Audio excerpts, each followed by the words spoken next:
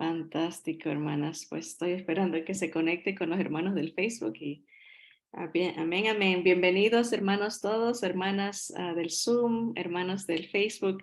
Hoy retomamos la serie que estamos llevando de las tipologías del Señor Jesús en la palabra, ¿no? Y se titula el estudio Encontrando a Jesús en. Y ahorita estamos en el Génesis, al principio de la Biblia, ¿no? Encontrando a Jesús en. Y estamos en un personaje, nos quedamos la última vez en José. José, el hijo de Israel, ¿verdad? Uno de los últimos. Y voy a compartir aquí la pantalla para retomar la última clase que tuvimos, ¿verdad? El modelo o el tipo, algo paralelo, ¿no? Algo que nos apunta a Jesús era José. Y vimos que era amado por su padre, odiado por sus hermanos, ¿verdad? Todo esto nos recuerda al Señor Jesús, amado por su padre, odiado por sus hermanos que le tenían envidia. Fue enviado por el Padre a sus hermanos, ¿verdad? El Señor Jesús vino, dice la palabra, a lo suyo vino, pero los suyos no lo recibieron, mas a todos los que le recibimos nos dio el poder de ser hechos hijos de Dios. Así que enviado por el Padre primero a sus hermanos, a los judíos, pero gracias al Señor en el plan que vio, ¿verdad? La hostilidad, el rechazo de ellos, se abre la puerta para que nosotros podamos venir al Señor.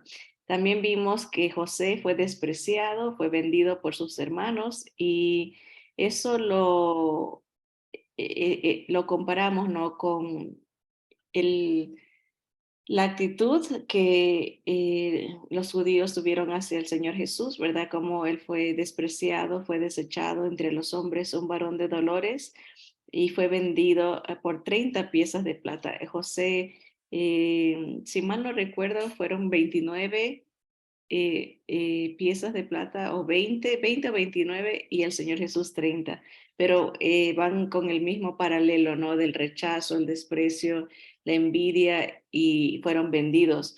El Señor Jesús, obviamente la palabra nos lo presenta como ese varón de dolores.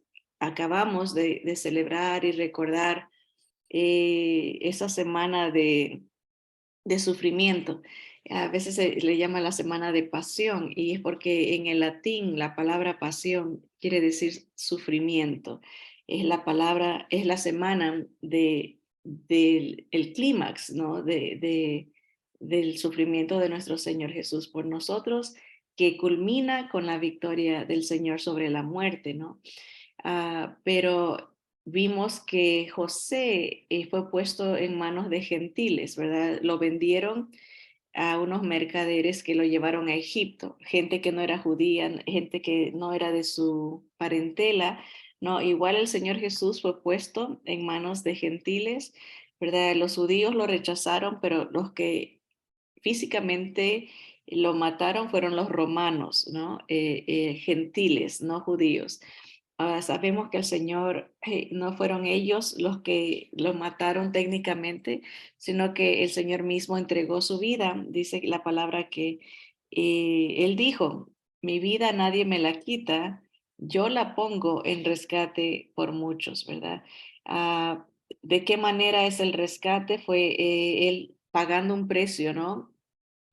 Sufriendo la separación de su padre por culpa del pecado, ¿no? El Señor dice, pega un grito, ¿no? Y dice, Dios mío, ¿por qué me has desamparado? Para que todos escuchemos y recordemos la razón por qué fue, porque Él cargaba el pecado de todos nosotros y el Señor Padre no podía estar en comunión con Él en ese momento, ¿no? Entonces, así como José fue separado físicamente de su padre, no, él no lo vio por años, ¿no?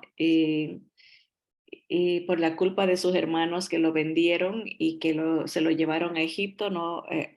José tuvo que sufrir esa separación. Y es un paralelo, es una figura, es una tipología, apuntando a cómo nuestro Señor Jesús también iba a ser separado de su Padre por culpa de sus hermanos, ¿no? Por culpa de cada uno de nosotros.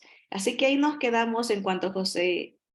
José va a ser la última historia en el libro de Génesis. Después de José ya nos vamos a, a buscar tipologías en el libro de Éxodo, que sería el segundo libro de la Biblia, ¿no?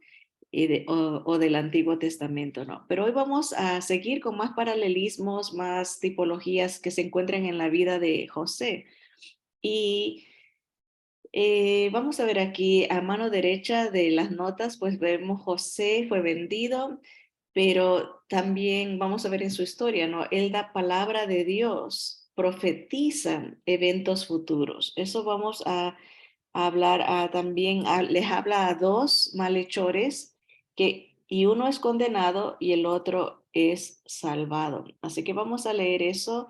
En esa historia son historias muy conocidas por el creyente, ¿verdad? Se enseñan en las escuelas dominicales a los niños y abarca bastantes capítulos del libro de Génesis porque está preparando la plataforma de cómo es que Israel va a quedar esclava en Egipto por más de 400 años, ¿verdad? Y la venida de Moisés y el libertador. Pero todo empieza con José. José es llevado allá y ahora José es la plataforma a esta historia tan importante, ¿no? En la revelación de la palabra. Pero Génesis 39 nos dice que eh, José llevado pues a Egipto, llevado pues José a Egipto, Potifar, oficial de Faraón, capitán de la guardia, varón egipcio, lo compró de los ismaelitas que lo habían llevado allá. O sea, termina él como un esclavo de una persona influyente, que era un oficial del rey y era el capitán de la guardia. O sea, era una persona muy importante. Dice, mas Jehová estaba con José y fue varón próspero y estaba en la casa de su amo el egipcio. Y vio su amo que Jehová estaba con él y que todo lo que él hacía, Jehová lo hacía prosperar en su mano, ¿verdad? Así halló José gracia en sus ojos y le servía. Y él le hizo mayordomo de su casa y entregó en su poder todo lo que tenía, ¿verdad? Es maravilloso, ¿no? El que José fue bendecido por gracia de Dios y fue prosperado, fue protegido. Todo lo que hacía salía bien por la misericordia de Dios. Dice, y aconteció que desde cuando le dio el encargo de su casa y de todo lo que tenía, Jehová bendijo la casa del egipcio a causa de José. Y la bendición de Jehová estaba sobre todo lo que tenía, así en casa como en el campo. Y dejó todo lo que tenía en mano de José, y con él no se preocupaba de cosa alguna, sino del pan que comía. Y era José de hermoso semblante y bella presencia, ¿verdad? Mucha autoridad puso en sus manos todo lo que era de él. Aconteció después de esto que la mujer de su amo puso sus ojos en José y dijo, duerme conmigo. Y él no quiso y dijo a la mujer de su amo, he aquí que mi señor no se preocupa conmigo de lo que hay en casa y ha puesto en mi mano todo lo que tiene. No hay otro mayor que yo en esta casa y ninguna cosa me ha reservado sino a ti, por cuanto tú eres su mujer. ¿Cómo pues haría yo este grande mal y pecaría contra Dios? La integridad de José, vemos su pensamiento era siempre agradar a Dios, ¿no? El temor a Dios, la reverencia a Dios, estaba siendo tentado. Y aquí vemos el paralelismo, ¿no? El Señor Jesús vino a este mundo, dice la palabra que fue tentado en todo, pero sin pecado, ¿no? Y en este aspecto José está proyectando esa idea también de que él era joven, era hermoso, dice, de hermoso semblante y bella presencia, físicamente y intelectualmente era un hombre inteligente, muy atractivo, ¿no? Pero guarda esa reverencia, ese temor a Dios, ¿no? Y nuestro Señor Jesús, obviamente, a un extremo infinito y perfecto, ¿no? Fue el Hijo obediente al Padre en todo, fue tentado en todo, pero sin pecado, y fue ese sacrificio perfecto, ¿no? Así que ahí vemos algo de esa similitud que hay entre el personaje de José y nuestro Señor Jesús, ¿no? Que obedeció, dice la palabra, que el Señor Jesús fue obediente hasta la muerte y muerte de cruz, ¿verdad? Hay otra porción que dice que él aprendió la obediencia desde la perspectiva como hombre, ¿no? Como humano, como Dios, no necesita aprender nada, pero él se humilló a sí mismo, se hizo, no escatimó, dice la palabra, el ser igual a Dios, sino que tomó forma de siervo, así como José, ¿no? Es hecho esclavo, no habiendo sido el preferido de su padre, ¿no? Toma forma de siervo, un esclavo, pero honra al padre en sus decisiones, ¿no? Por muy difícil que fue la tentación, no cedió, ¿verdad? Y eso le causa problemas, pero todo en el plan de Dios, ¿no? Miren, vámonos a Génesis 41, lo que leímos estaba en Génesis 39, la historia sigue en los siguientes capítulos, Génesis 41, dice, entonces, José termina en la cárcel porque la mujer lo acusa, lo, lo injuria, ¿no? Dice, este hombre me trató de abusar. Entonces el Potifar le cree a la esposa y manda preso a José, ¿no? Y estando en la cárcel, José interpreta dos sueños. Llega a la cárcel el copero y el panadero del rey, del faraón, ¿no? Que los había mandado allá y tuvieron sueños. Esto lo vemos acá cuando hablamos de estos dos malhechores, el panadero y el copero del rey, ¿verdad? Tienen estos sueños y José se los interpreta y le dice que en 3 días el faraón los iba a sacar, a uno lo iba a poner de regreso a su puesto y al otro le iba a cortar la cabeza, ¿verdad? Uno iba a vivir y el otro no. Y eso nos recuerda que el Señor también tuvo dos malhechores, ¿no? A su lado. El uno fue condenado y el otro recibió las palabras más alentadoras que un moribundo puede recibir. Escuchar de la boca del Señor esas palabras que le dijo, hoy estarás conmigo en el paraíso, ¿no? Pero nos saltamos esa porción, la pueden leer en el capítulo 40, pero el punto es de que el copero del rey se olvida de José, porque José le dice, cuando salgas, vas a salir en 3 días, acuérdate de mí y sácame de aquí, ¿no? Pero él no se olvidó de José. Y entonces en el capítulo 41 vemos aquí lo que sigue en la historia. Dice, el faraón tuvo un sueño y se acuerda el copero y le dice, oh, ¿sabes qué? Sí, hoy me acuerdo mis errores, ¿verdad? Y no te hablé de este muchacho José que interpreta sueños. Pero entonces el faraón dice, envió y llamó a José y lo sacaron apresuradamente de la cárcel y se afeitó y mudó sus vestidos y vino a Faraón. Y dijo Faraón a José, yo he tenido un sueño y no hay quien lo interprete, mas he oído decir de ti que oyes sueños para interpretarlos. Ahí podemos decir acá que José le va a dar palabra de Dios al Faraón y le va a profetizar eventos futuros. José le va a decir al faraón lo que significa los dos sueños que tuvo.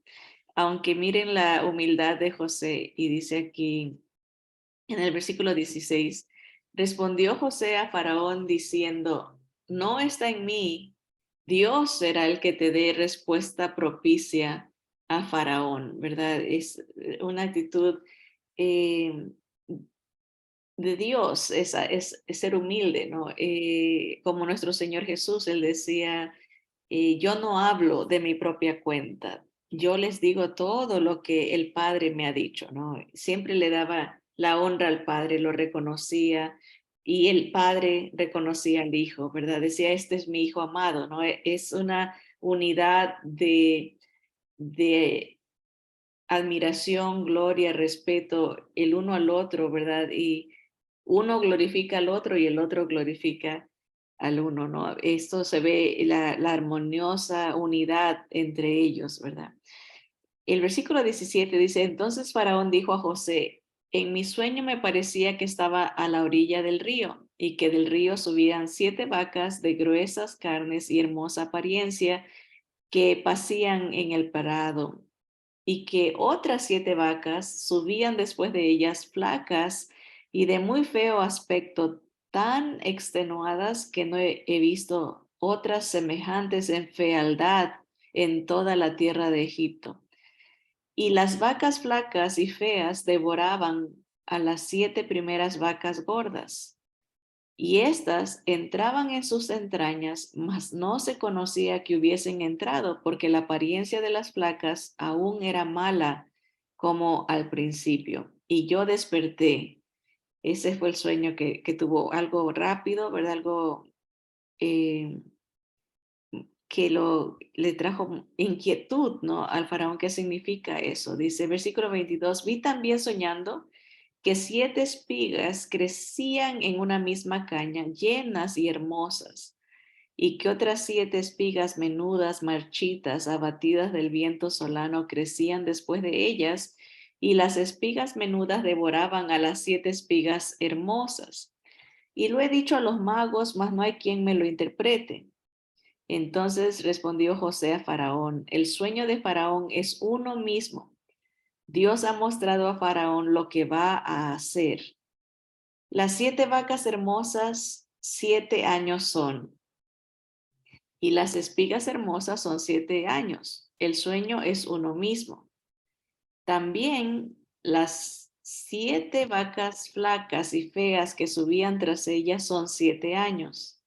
Y las 7 espigas menudas y marchitas del viento solano, 7 años serán de hambre. Esto es lo que respondo a Faraón. Lo que Dios va a hacer lo ha mostrado a Faraón. He aquí, vienen 7 años de gran abundancia en toda la tierra de Egipto, y tras ellos seguirán 7 años de hambre, y toda la abundancia será olvidada en la tierra de Egipto, y el hambre consumirá la tierra. Y aquella abundancia no se echará de ver a causa del hambre siguiente, la cual será gravísima. Y el suceder el sueño a Faraón 2 veces significa que la cosa es firme de parte de Dios y que Dios se apresura a hacerla. Bien, aquí vemos una corroboración de lo que se ha dicho, ¿no? Que él le puede dar palabra, le da palabra de Dios y profetiza eventos futuros, ¿no? Vienen tiempos, 7 años de gran abundancia, pero también después de esos 7 años de gran abundancia vendrán 7 años de gran y peor sequía y escasez que va a consumir a toda la tierra. De la misma manera, el Señor Jesús nos dio palabra profética. Él anunció lo que pasaría al fin del mundo. Él anticipó, ¿verdad?, persecución para Israel, pero vamos a leer algunas de las porciones, pero la historia continúa, obviamente. José es elevado a una posición en alto. Vamos a leer esto desde el capítulo 41, desde el versículo 33 hasta el versículo 56, y de ahí vamos a ver los paralelismos y leer los versículos que confirman estas verdades. Dice el versículo 33, Por tanto, provéase ahora Faraón de un hombre prudente y sabio, y póngalo sobre la tierra de Egipto. Haga esto Faraón y ponga gobernadores sobre el país, y quinte la tierra de Egipto en los 7 años de la abundancia.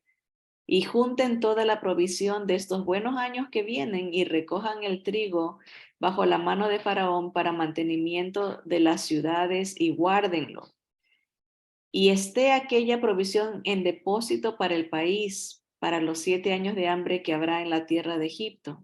Y el país no perecerá de hambre, ¿verdad? Esto le voy a quitar aquí el título, hermanos, y vamos a continuar. Dice, el asunto pareció bien a Faraón y a sus siervos, y dijo Faraón a sus siervos, ¿acaso hallaremos a otro hombre como este, en quien esté el Espíritu de Dios? Y dijo Faraón a José, pues que Dios te ha hecho saber todo esto, no hay entendido ni sabio como tú. Tú estarás sobre mi casa y por tu palabra se gobernará todo mi pueblo. Solamente en el trono seré yo mayor que tú. Dijo además Faraón a José, he aquí yo te he puesto sobre toda la tierra de Egipto. Entonces Faraón quitó su anillo de su mano y lo puso en la mano de José y lo hizo vestir de ropas de lino finísimo y puso un collar de oro en su cuello y lo hizo subir en su segundo carro y pregonaron delante de él, doblad la rodilla, y lo puso sobre toda la tierra de Egipto. Y dijo Faraón a José, yo soy Faraón, y sin ti ninguno alzará su mano ni su pie en toda la tierra de Egipto. Y llamó Faraón el nombre de José Satnat Panea, y le dio por mujer a Asenat, hija de Potifera, sacerdote de On. Dice, y salió José por toda la tierra de Egipto. Era José de edad de 30 años cuando fue presentado delante de Faraón, rey de Egipto, y salió José de delante del Faraón y recorrió toda la tierra de Egipto. Okay. Vamos a ver algunos otros paralelismos, ¿verdad? Aquí vemos que José es elevado a una posición especial de autoridad, de poder, de influencia, de gobierno, ¿no? Igual que nuestro Señor Jesús, le fue dado la autoridad a él por el Padre, ¿no? Le fue dado toda la gloria, el poder del juicio, el Señor tiene la autoridad. Por eso nos encomienda, dice, porque yo les he dado la autoridad, id y hacer discípulos, ¿verdad? José se convierte en el proveedor. Aquí lo vamos a leer en la palabra del Señor. Pero algo importante que ya leímos, ¿verdad? Que empieza ese ministerio, ¿no? Ese trabajo a los 30 años de edad, igual que nuestro Señor Jesús.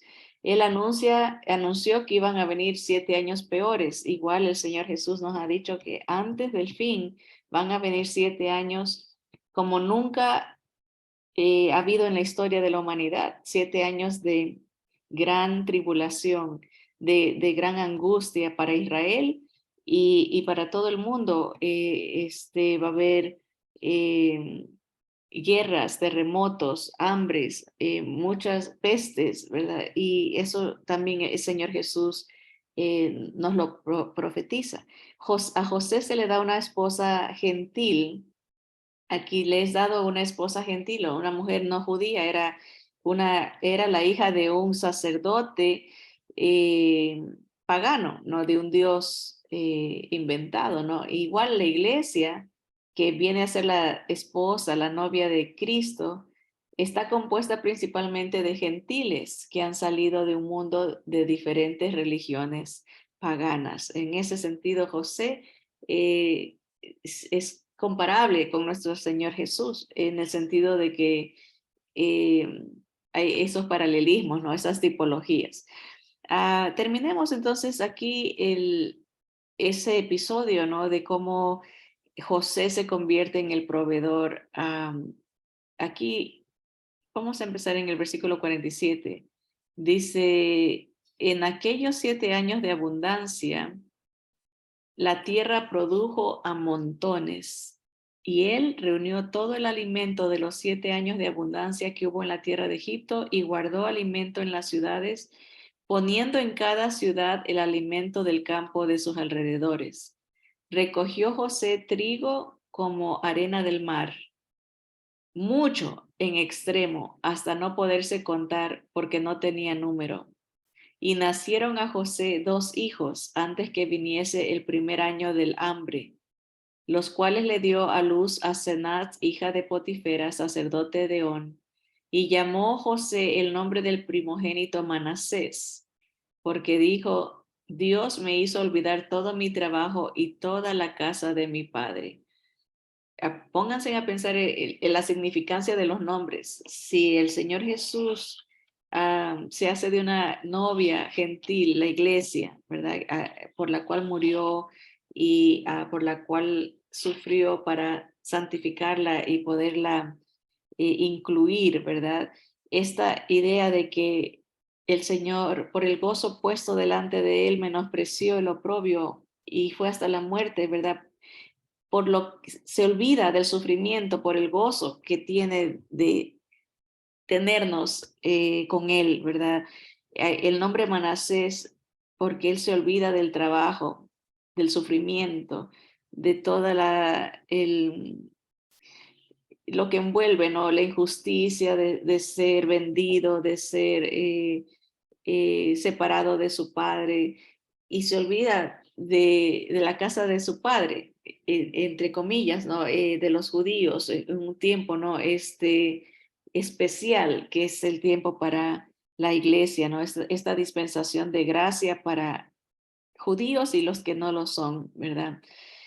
Versículo 52 dice, y llamó el nombre del segundo hijo Efraín, porque dijo, Dios me hizo fructificar en la tierra de mi aflicción. Así que dentro de la soberanía de Dios, nosotros somos ese Manasés y Efraín, los que hacemos que el Señor se olvide del sufrimiento por el gozo puesto delante de él, que es el fruto, ¿no? De muchas almas salvas y ha fructificado, ¿no? Isaías 53 nos habla que él iba a ser quitado por juicio y iba a ser muerto, ¿no? Pero después de su aflicción vería mucho fruto, dice la palabra, ¿no? El libro de Apocalipsis habla de que seremos millares de millares, como la arena del mar también, la idea de tantas almas que el Señor rescató, que el Señor eh, redimió, no compró para su posesión.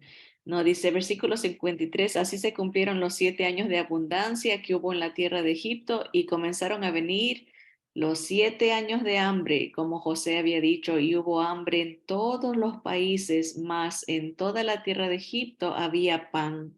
José fue el proveedor, ¿no? Dios lo usó para que a través de José haya abundancia y haya provisión, ¿no? Igual como nuestro Señor Jesús, Él es el pan de vida, Él es la provisión de Dios para que no muramos en nuestros delitos y pecados, no muramos de hambre espiritual, ¿no?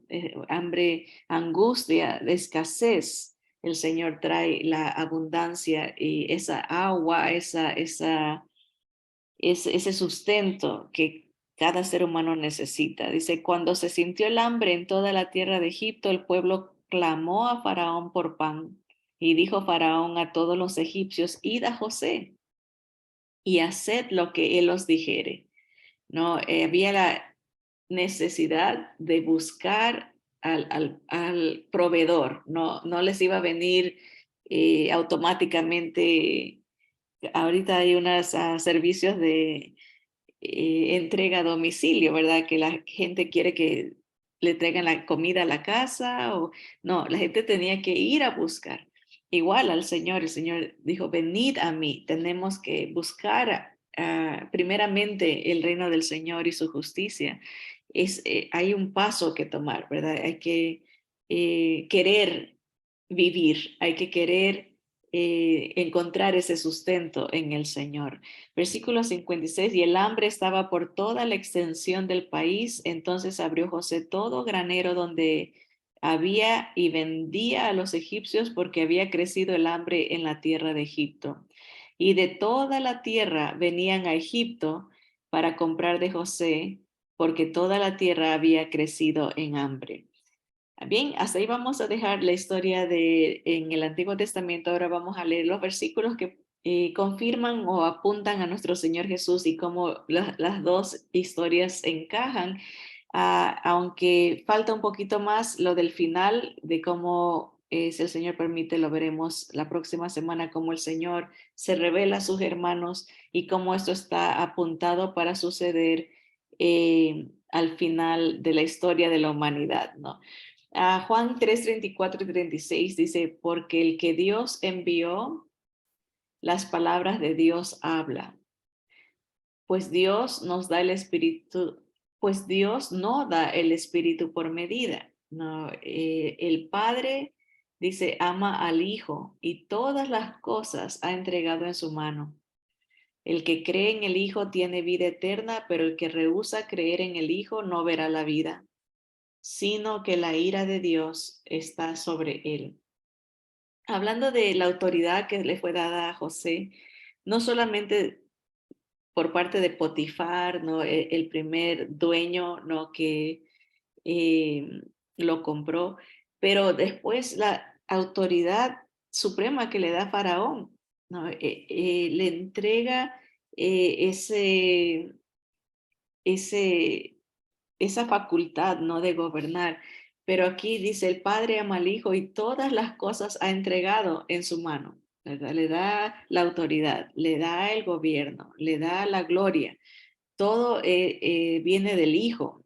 Y por eso dice el Señor, el que cree en el Hijo, ¿no? El que deposita su fe, no solamente es creer mentalmente, ¿no? Porque sabemos que los demonios también creen y tiemblan. No es solamente de decir yo creo, yo sí creo en Jesús, ¿verdad? Como esta semana mucha gente se acuerda de él y dice, sí, yo sí creo en él, pero no se trata de un reconocimiento histórico para ser salvo, sino una confesión de sumisión, de ver su señorío, ¿no? Él es el que tiene la autoridad, él es el único que salva, él es el único dueño, el único que se merece la gloria, ¿verdad? Y él lo dice, ¿no? El que tiene esa fe, el que ve al Hijo como el dador de la vida, el Salvador, tiene la vida, pero el que rehúsa depender del Hijo, el que no busca al Hijo, sino que busca otras cosas o cree o espera, deposita su fe en otra cosa u otra persona o en sí mismo, ¿verdad? Dice, el que hace eso, el que rehúsa creer en el Hijo, no verá la vida, no tiene el sustento, no tiene eh, el sello de aprobación de parte del Padre, ¿no? Dice, sino que la ira de Dios está sobre él. Porque el Padre ama al Hijo, Juan 5:20 dice, y le muestra todas las cosas que él hace, y mayores obras que éstas le mostrará, de modo que vosotros os maravilléis. Porque como el Padre levanta a los muertos y les da vida, así también el Hijo a los que quiere da vida, porque el Padre a nadie juzga, sino que todo el juicio dio al Hijo. ¿Ven? La autoridad se les es entregada, el juicio le es entregado. El Señor Jesús es el que él se encarga de todo, ¿verdad? Él es nuestro intercesor, Él es el que paga la deuda, Él es el que se presenta a sí mismo, ¿verdad? Como el redentor, ¿no? La expiación, pero el pago, ¿no? Versículo 23, para que todos honren al Hijo como honran al Padre, ¿verdad? El que no honra al Hijo, no honra al Padre que le envió. De cierto os digo, el que oye mi palabra y cree al que me envió, tiene vida eterna y no vendrá condenación, mas ha pasado de muerte a vida. De cierto os digo, viene la hora y ahora es cuando los muertos oirán la voz del Hijo de Dios y los que la oyeren vivirán. Ven, el Padre glorifica al Hijo, el Hijo glorifica al Padre, ¿verdad? Y es como que alguien haya dicho, no, yo no quiero depender de José, era una afrenta contra Faraón, porque Faraón era el que estaba diciendo a él, escúchenlo, búsquenlo, a él le dio toda la autoridad y el que no hubiese querido someterse, intrínsecamente le estaba diciendo que no quería someterse al faraón. De igual manera, esto es una figura, ¿no? De cómo el padre le está dando todo al hijo y el que rehúsa creer en el hijo no cree en el padre y viceversa. Así que son uno, ¿no? Dice la palabra. Juan 6, 35 y 40 dijo Jesús, dijo yo soy el pan de vida. El que a mí viene nunca tendrá hambre y el que en mí cree no tendrá sed jamás. Obviamente hablando espiritualmente, el perdón, la santidad, la aceptación que el Padre hace de nosotros es por el Hijo, ¿verdad? El que tiene al Hijo tiene ese sustento eterno, ¿no? Para siempre, ¿no? Y nunca más sentiremos esa sed que sintió el Señor Jesús, esa sed de Dios, ¿verdad? Tengo sed después de haber recibido el castigo, ese vacío que van a sentir las personas en el infierno, ¿no? El Señor dice, el que está conmigo no va a sentir ese vacío, no va a sentir esa condenación. Dice, mas os he dicho que aunque me habéis visto, no creéis. Todo lo que el Padre me da, vendrá a mí. Y al que a mí viene, no le echo fuera. ¿Se acuerdan cómo la gente tenía que ir y buscar a José para que les dé de comer, para que les provea el sustento que haría la diferencia entre la vida y la muerte? Igual el Señor dice, el que viene a mí, el que el Padre me da, yo no lo echo fuera, porque he descendido del cielo no para hacer mi voluntad, sino la voluntad del que me envió.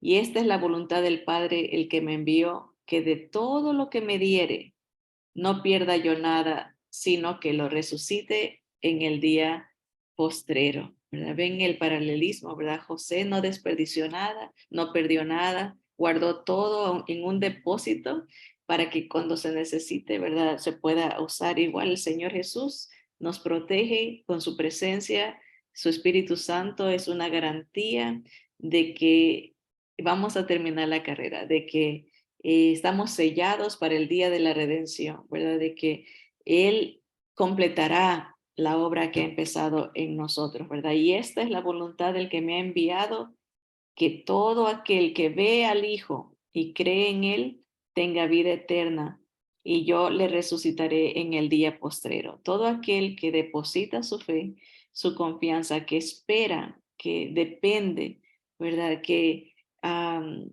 persevera en el Señor, no se perderá. Aunque esté muerto, dice el Señor, vivirá. Yo le resucitaré en el día postrero. No se perderá nada. El Señor es ese sustento, ¿verdad? Pues vamos a acabar con estos últimos versículos viendo las comparaciones entre José y el Señor Jesús. Mateo 11, 27, 29 dice, todas las cosas me fueron entregadas por mi Padre, y nadie conoce al Hijo sino el Padre, ni al Padre conoce alguno sino el Hijo, y aquel a quien el Hijo lo quiera revelar. Qué tremendo, ¿no?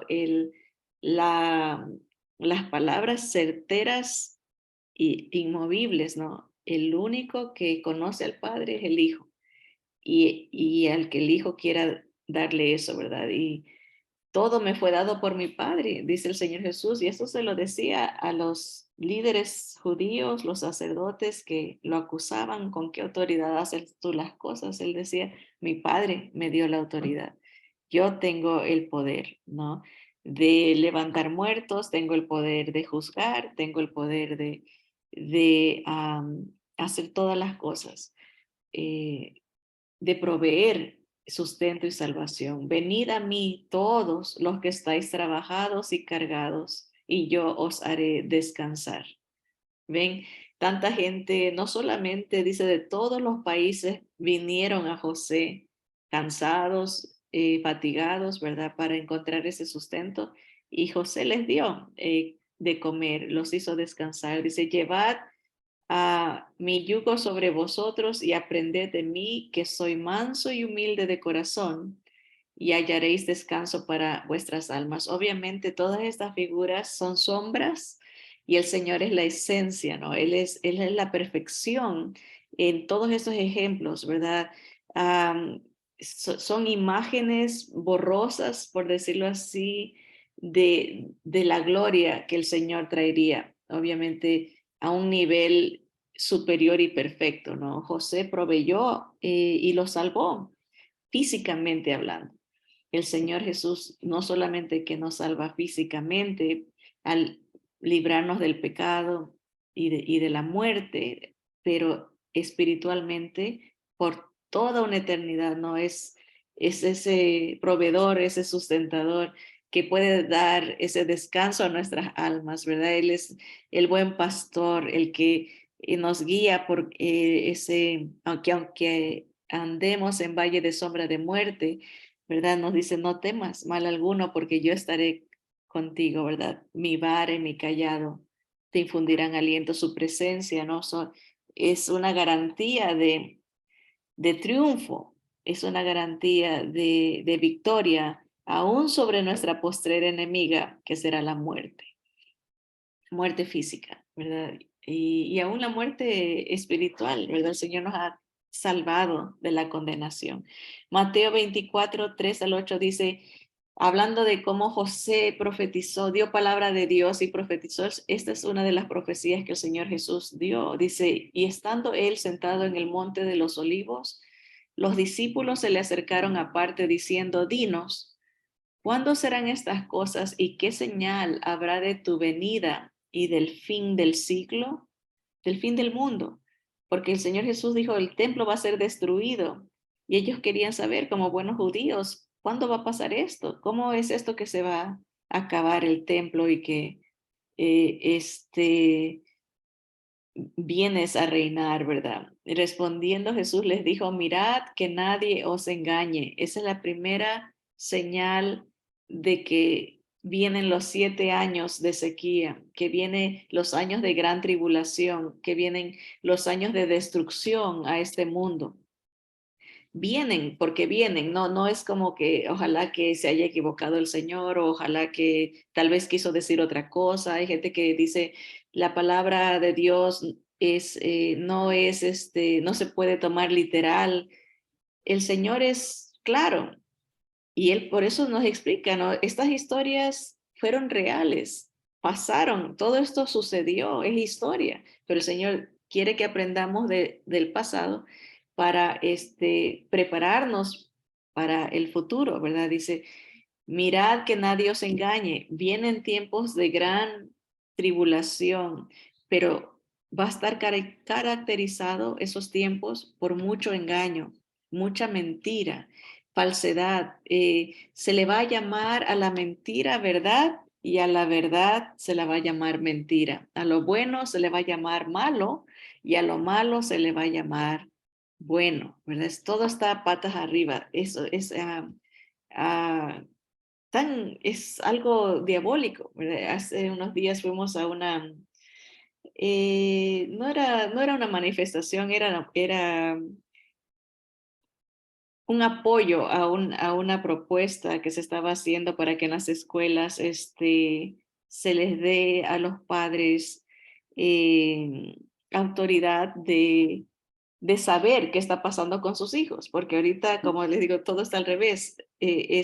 Se hace como que el niño tiene derecho a decidir de su vida y los padres no tienen derecho ni siquiera a saber. Y entonces estaba apoyando la moción de que se les dé a los padres legalmente, ¿no? Algo increíble, ¿no? Que se haya perdido ese derecho de saber qué está pasando con sus hijos en, en la escuela, ¿no? Y pues venían los que argumentaban en contra de la propuesta y los que argumentaban a favor. Nosotros estábamos a favor de esa propuesta. Y los que argumentaban en contra se paraban y empezaban con insultos, decían, toda esta gente que ha venido acá odia, es gente odiosa y gente fanática y gente fanática, odiosa, que promueven el odio y malas palabras y las noticias dirán, eran gente que promueven paz. Y a los que llegaban y decían, no, los padres nos amamos a nuestros hijos, nos preocupamos por nuestros hijos, todos, ese es un discurso de odio. Y me quedo pensando, no, acá está la gente agresiva, gente insultando, ofendiendo, maldiciendo, acusando, y la prensa y todo lo hace ver como que es este discurso de paz. Y al que dice, yo amo a mi hijo, me preocupo por mi hijo y quiero cuidar de mi hijo, discurso de odio. Todo al revés, ¿no? Y no tiene ni sentido, ¿verdad? Pero así serán los últimos tiempos. Dice, mirad que nadie os engañe, mirad que nadie os engañe, porque vendrán muchos en mi nombre, dice el Señor Jesús, muchos salvadores. Habrá gente que diga, esto es lo correcto, y síganme a mí, y peleen por esto. Dirán que ellos son los salvadores, yo soy el Cristo, y a muchos engañarán.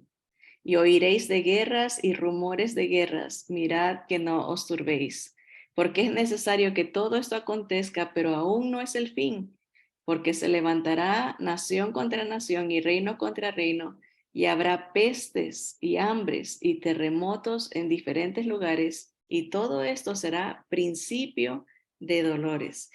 Ah, Ahorita hay una conmoción tremenda en el Medio Oriente. Ya es casi inevitable las guerras allá. Y estamos hablando de guerras a nivel nuclear. Es algo que no hemos llegado a un punto en la historia de la humanidad donde eh, el avance tecnológico para destrucción es, es casi irremediable, no es irreversible. En el momento que se aplaste ese botón y allá estamos llegando, ¿verdad? La caída de Estados Unidos a nivel financiero, a nivel de influencia mundial, es inevitable. Ya Rusia, ¿verdad?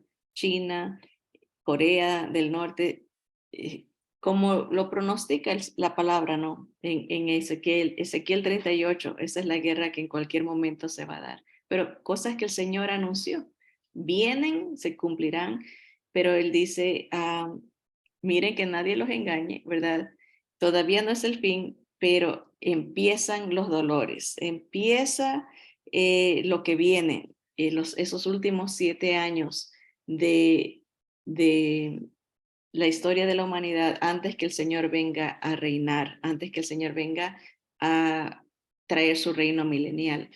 Así que sí, estamos en tiempos peligrosos, pero qué lindo el Señor a su novia, a su iglesia. Miren que dice que tuvo los hijos antes de los años de sequía, anunciando que la protección, ¿verdad?, del Señor para su novia, ¿no?, para su iglesia, que no va a sufrir, es que no va a pasar por esos años de gran tribulación, ¿verdad? Puede que lo veamos, estamos viendo cómo se mueven las fichas y todo para que venga, ¿verdad? Pero no vamos a sufrir, no hemos sido puestos para ese día de ira, para esos días de gran sufrimiento, de castigo, ¿verdad? Eh, conmoción para que se pueda establecer el reino de nuestro Señor Jesús. La gracia de Dios que nos protege y nos ampara. Versículo Efesios 5:25, con este acabamos, dice, maridos, amad a vuestras mujeres, así como Cristo amó a la iglesia, hablando de esa protección. El Señor ama a su iglesia, a su novia, a su esposa, ¿verdad? Los creyentes, que la protege, ¿verdad? Y se entregó a sí mismo por ella para santificarla, para apartarla, para guardarla, para cuidarla, ¿no? Dice, habiéndola purificado en el lavamiento del agua por la palabra. La palabra de Dios es la que hace la obra de separarnos, ¿no? De purificarnos, la obra de santificación a través del Espíritu Santo, quien fue el que inspiró la palabra. Dice, con un propósito, ¿para qué el Señor nos separa y nos purifica? A fin de presentársela a sí mismo una iglesia gloriosa, que no tuviese mancha, ni arruga, ni cosas semejantes, sino que fuese santa y sin mancha, separada, diferente, perfeccionada por la sangre de Cristo, ¿no? Perdonada, ¿no? La gentil, la pagana, ¿verdad? La que no era pueblo, el Señor ahora la añade, ¿verdad? La incluye, la abraza, la protege, la separa para que no sufra esos 7 años de gran sequía, de gran sufrimiento. Dice, así también los maridos deben de amar a sus mujeres como a sus mismos cuerpos. El que ama a su mujer, a sí mismo se ama, ¿verdad? Hay algo que a todos nos gusta y es comer, ¿verdad? Parte de amarse a uno mismo es el disfrutar, ¿no? De los alimentos, ¿no? Comer lo que a uno le gusta, ¿verdad? Y cuando uno ama su cuerpo, ¿verdad? Lo alimenta, ¿verdad? Lo disfruta, ¿verdad? Y la idea es de que eh, ninguna persona deja de comer a menos que esté enferma o alguna cosa, pero una manera de que uno ama, y dice aquí, amen los esposos a sus mujeres como a sus mismos cuerpos. ¿Por qué? Porque uno no deja de como dicen, como consentir a su propio cuerpo, ya sea con comida, ya sea con descanso, con esparcimiento. Es algo que no hay que rogar, es algo que sale natural. Y el Señor pone esa idea, ¿no? Que el Señor Jesús amó tanto a la iglesia y quiere que los esposos sean como Él, ¿no? Que se sacrifican, que entregan su vida para separar, para proteger, para incluir a esta persona en sus vidas, ¿no? A sus esposas, hablando de Jesús con la iglesia. Pero eso nos trae un gran consuelo, porque hay hermanos que tienen terror y dicen, bueno, a lo mejor me voy a quedar a la gran tribulación, o a lo mejor me pierdo porque si desobedezco o si el Señor viene cuando estoy haciendo algo que no debo. Hay una inseguridad porque la confianza está en ellos, en las obras, pero cuando uno pone la confianza en la obra de Cristo, lo que Él hizo, hecho está. Ya no hay nada que podamos añadir a una salvación perfecta. Si nuestra fe está en Él, estamos seguros. Somos esa esposa, somos esa iglesia, esa novia, la cual Él ha santificado, ha guardado y protegerá como a su propio cuerpo, ¿verdad? Lo va a consentir como a su propio cuerpo, ¿verdad? No lo compara con el cuerpo, que es algo tan especial para cada uno de nosotros. Si hay algo que uno protege es el cuerpo, en el sentido de que no quiere que muera, ¿verdad? El cuerpo siempre hay esa preocupación de que si hay algún peligro, uno corre, primero corre, ¿verdad? Y así el Señor dice, no, yo te protegeré, yo te ampararé, ¿verdad? Eres mi esposa cuando tenemos la fe en el Señor Jesús. Así que hemos visto, yo creo que más de 10 comparaciones entre la historia de José y nuestro Señor Jesús, pero concluiremos la vida de José la próxima semana, si el Señor permite, pero vemos en tan poquitas porciones bíblicas, ¿no? Tantos paralelismos, ¿verdad? Porque el Señor mismo dijo, las escrituras dan testimonio de mí, ¿verdad? Todo lo que leemos en la palabra apunta de alguna manera a la obra, la fidelidad, la salvación que solamente podemos encontrar en Cristo Jesús. Así que vamos a darle gracias al Señor por su protección. Si usted no tiene al Señor Jesús en su vida, no se demore. Dice el tiempo, el día de hoy es el día de salvación, mañana puede ser muy tarde, ¿verdad? el tiempo, los propósitos de Dios se están cumpliendo, ¿verdad? Y no hay tiempo que perder, ¿no? Hay que estar con Jesús, en Jesús, ¿verdad? Para poder estar con Él, con Jesús para siempre, ¿verdad? Así que vamos a orar y vamos a, si usted desea expresarle al Señor fe en Él el día de hoy, esta es su oportunidad, expréselo de corazón y el Señor va a escuchar su oración. Oremos, hermanos.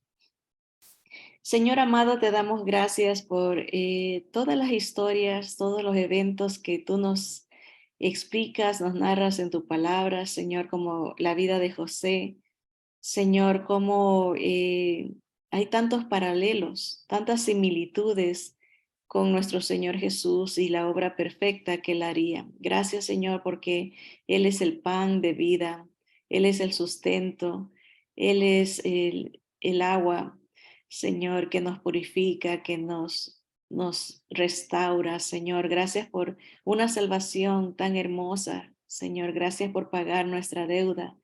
Señor, y preocuparte por nuestro destino eterno, Señor. Así como José que trabajó para proveer salvación, no solamente al pueblo de Egipto, sino a todo aquel que venía a buscar el sustento, Señor. Hay personas que todavía en nuestros tiempos buscan sustento, buscan perdón, buscan salvación, Señor, y en ti la encuentran. Y gracias por eso, Señor. Gracias por hacernos tu esposa, tu novia, Señor, y guardarnos de lo que viene, de esos 7 años de gran tribulación, Señor, donde el mundo morirá, se acabará, Señor. Tú vendrás para establecer tu reino, Señor, y salvar a tu pueblo. Señor, gracias a tu pueblo Israel. Pedimos por ellos, Señor, en estos tiempos de guerra, en estos tiempos de incertidumbre para ellos, Señor, que tú protejas a tu pueblo, Señor, y gracias porque a tu iglesia, Señor, la guardas de lo que viene, Señor. Gracias, Señor, porque tú vences y tienes toda la autoridad, todo el poder y se te es dada toda la gloria. Señor, te bendecimos, Padre Santo, y en esta tarde, si alguien quiere recibirte, Señor, recibe su oración que te dice, Señor Jesús, ven a mi vida, comprendo que tú eres el único Salvador, el único que tiene el poder para darme vida, vida espiritual y levantarme de entre los muertos. Reconozco que tú eres el único que puedes perdonarme. Eres el único que puedes restaurarme, Señor. Gracias por ser ese pan de vida. Gracias, Señor Jesús. Te recibo. Ven a mi vida. Cambia mi corazón, Señor. Recíbeme. En el nombre poderoso tuyo pido estas cosas. Amén y amén.